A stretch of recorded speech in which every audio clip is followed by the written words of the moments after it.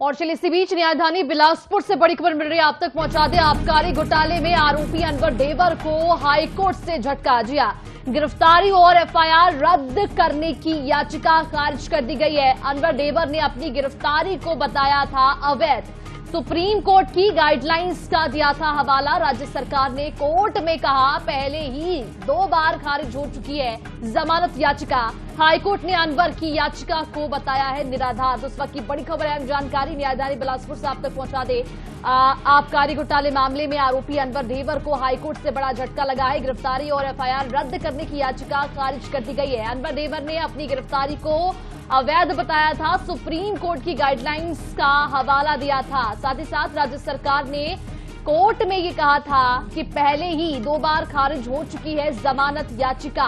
High court ने अनवर की याचिका को बताया निराधार। तो इस वक्त की बड़ी खबर आप तक पहुंचा रहे हैं और इसी पूरे मामले पर ज्यादा जानकारी के लिए संवाददाता पंकज हमारे साथ जुड़ चुके हैं। पंकज, आपसे समझना चाहेंगे, लगातार अनवर ढेबर के मामले में नए नए खुलासे हो रहे हैं, अब हाईकोर्ट से उन्हें बड़ा झटका मिला है, क्या कुछ जानकारी इसको लेकर?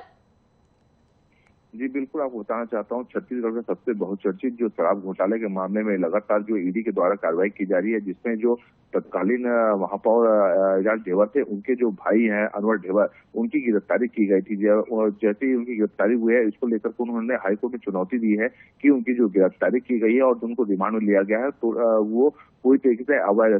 चूंकि सुप्रीम कोर्ट की गाइडलाइन का उसने हवाला दिया था कि आर्टिकल 21 और 22 को लेकर के ये इससे गिरफ्तारी नहीं की जा सकती, क्योंकि जब गिरफ्तारी की जाती है तो परिवार को सूचना दिया जाता है या उनको वकील को अपने हायर करने के लिए भी समय मिल जाए, लेकिन इस तरह की प्रक्रिया नहीं अपनाएगी। ऐसी चुनौती उसने अनवर ढेबर ने हाईकोर्ट में दी थी। इसको लेकर शासन ने तर्क अपना प्रस्तुत हाईकोर्ट में किया कि इनकी 2 बार याचिकाएं इसी चीज को लेकर के खारिज कर दी गई है, तो लिहाजा यह भी याचिका चलने योग्य नहीं है। हाईकोर्ट ने दोनों पक्षों को सुनने के बाद अनवर ढेबर की इस याचिका को भी खारिज कर दिया है। तो माना जा सकता है एक बहुत ही बड़ा झटका अनवर ढेबर को हाईकोर्ट से फिर से लगा है। जी बिल्कुल, तो हाईकोर्ट से अनवर ढेबर को ये बड़ा झटका लगा है, क्योंकि जो आबकारी घोटाला मामले में अनवर ढेबर है, उनको हाईकोर्ट से झटका लगा। गिरफ्तारी और एफआईआर रद्द करने की याचिका जो है वो खारिज कर दी गई। तमाम जानकारी के लिए बहुत शुक्रिया आपका पंकज।